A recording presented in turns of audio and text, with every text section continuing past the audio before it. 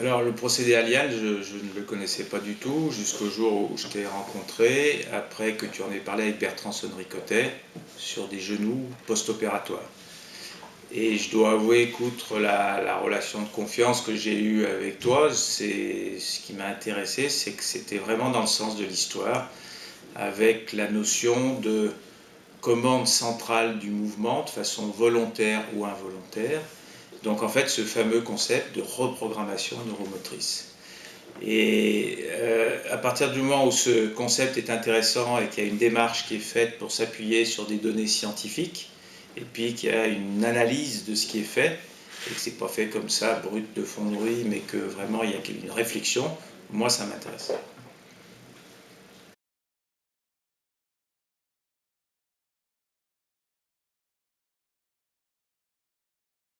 Les avantages, c'est de redonner du mouvement à une structure neuromusculaire qui ne fonctionne pas bien,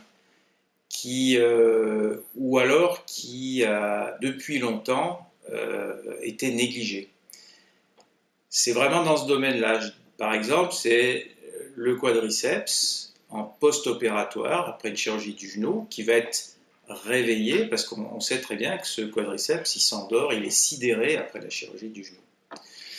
Et les limites, je pense que lorsqu'il y a un blocage mécanique d'une articulation, par exemple, et c'est pour ça qu'au départ, je pensais que sur la capsulite, ça pouvait être intéressant, mais le blocage mécanique, par exemple, dans l'épaule est trop important dans ce cas-là pour qu'on puisse vraiment avoir un résultat aussi spectaculaire et significatif que dans d'autres situations.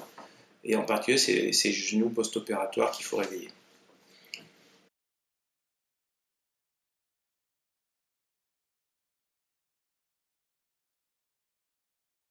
Ouais, c'est exactement ça. C'est-à-dire que c'est des gens, par exemple, qui ont une négligence d'un membre qui passivement fonctionne correctement, mais qui activement, parce qu'ils ont pris l'habitude d'occulter son utilisation, pour moi, c'est typiquement une situation où ça doit pouvoir marcher. Après, il ne faut pas trop gouroutiser le système. C'est un système qui repose sur des réflexions, des données scientifiques, des corrélations avec l'IRM fonctionnel qui sont peut-être en train d'être montrées. En tout cas, c'est les objectifs.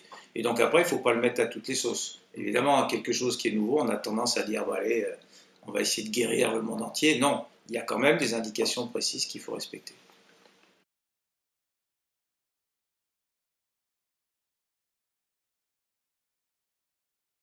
J'en ai plusieurs, mais si j'en ai un qui me vient à l'esprit, c'est une patiente en fait qui avait eu une pathologie du membre supérieur très ancienne, qui avait eu à l'époque tellement mal qu'elle avait gardé une espèce de cicatrice de sa douleur qui était rattachée au fait je bouge mon bras, j'ai mal. Et en fait, ce membre supérieur avait récupéré sur le plan passif, et l'idée c'était de lui faire comprendre que ce bras lui appartenait et qu'elle pouvait s'en servir. Et donc c'est à ce moment-là où la technique Aliane a permis chez cette patiente d'avoir un résultat assez spectaculaire, mais j'en étais à peu près persuadé dès le départ. Et il suffisait de convaincre la patiente de l'essayer dans son cas précis parce qu'elle galérait depuis longtemps.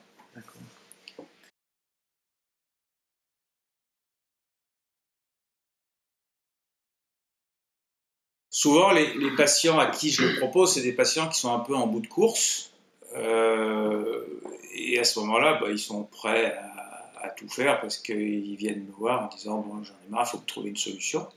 Alors, c'est pas tous les jours que je vois des gens comme ça, mais donc c'est typiquement des gens qui répondent aux critères que je t'ai énoncés tout à l'heure et qui sont un peu désespérés de la situation.